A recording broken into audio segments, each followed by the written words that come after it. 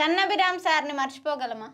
సమాజంలో సంక్లిష్ట పరిస్థితి సంక్షోభం నెలకొన్నప్పుడు ప్రభుత్వం బాధ్యతారహితంగా నడుచుకుంటున్నప్పుడు అయ్యో ఇట్లా అవుతుందే అని మనం అనుకున్న ప్రతి సందర్భంలోనూ ప్రముఖ పౌర హక్కుల నేత న్యాయవాది కేజీ కన్నాభిరాన్ ఉంటే బాగుండు అని తలుచుకుంటూనే ఉన్నాం. సామాజిక హితవు కోరి అధికారంలో ఉన్న ప్రభుత్వాలు పార్టీలు తమ మాట విన్నా వినకపోయినా దేశంలో సంక్లిష్ట పరిస్థితి తలెత్తినప్పుడు తమ బాధ్యతగా పరిస్థితి చక్కబెట్టడానికి జోక్యం చేసుకున్న ప్రజాస్వామిక వాదులైనటువంటి లోక్ నాయక్ జయప్రకాష్ నారాయణ, జస్టిస్ విఎం తార్కేండ్ల తర్వాత కన్నాభిరాన్ను పేర్కొనడంలో అతిశయోక్తి లేదంటూ మనకు ఎన్ జీవన్ కుమార్ మానవ హక్కుల వేదిక ఒక గొప్ప ఆర్టికల్ కన్నాభిరాన్ గురించి రాయడం జరిగింది.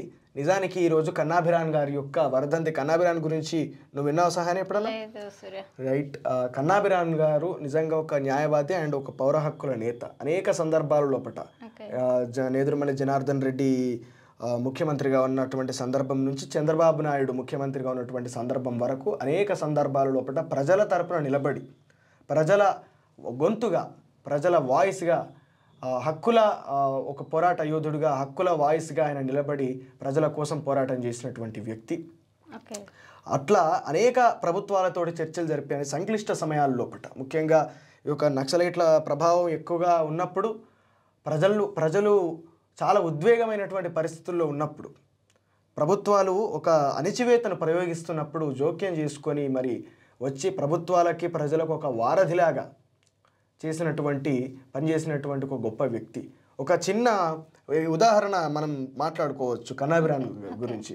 ఏం జరిగిందంటే ఒక సందర్భంలో ఎన్టీ రామారావు గారు ముఖ్యమంత్రిగా ఉన్నటువంటి సందర్భంలో ఈ అణిచివేత అదేవిధంగా ఒక నిర్బంధం స్టేట్ అప్రెషన్ చాలా తీవ్రంగా ఉంది హక్కుల నేతల మీద. బాలగోపాల్ గారిని ఎక్కడ ఎవరు ఏం చేస్తారు, బాలగోపాల్ గారు ఆయన కూడా పౌర హక్కుల నేత, ఆయన కూడా ఒక ప్రముఖ న్యాయవాది. ఆయన గురించి తెలంగాణ సమాజానికి కొత్తగా చెప్పాల్సినటువంటి అవసరం లేదు. బాలగోపాల్ గారి మీద తీవ్రమైనటువంటి నిర్బంధం ఉన్నటువంటి సందర్భంలో ప్రొఫెసర్ హరగోపాలు, వరవర్రావు గారు, అదేవిధంగా కన్నాభిరాన్ గారు వీళ్ళందరూ కలిసి ప్రొఫెసర్లు అందరూ పౌర హక్కుల నేతలు అందరూ కలిసి కూడా ముఖ్యమంత్రి ఎన్టీ రామారావు దగ్గరికి వెళ్ళారు. వెళ్ళినప్పుడు ఆయన చాలా గౌరవంగానే వాళ్ళని ఆహ్వానించిండు. లోపల కూర్చున్న తర్వాత కన్నాభిరాన్ చాలా ధైర్యశాలి అన్నమాట. చాలా ధైర్యంగా మాట్లాడగలిగేటటువంటి వ్యక్తి ఆయన. NTR, you are running a butcher's shop, నువ్వు ఒక మాంసం షాప్ను కిరాణాన్ని నడుపుతాను అంటే నువ్వు మందిని పెట్టి మనుషులను చంపేస్తున్నావు. You are bathing with blood of people. ఒక సీఎంని అట్లా ఎదురుగా కూర్చుండబెట్టుకొని అంటే నిజంగా చాలా ధైర్యం.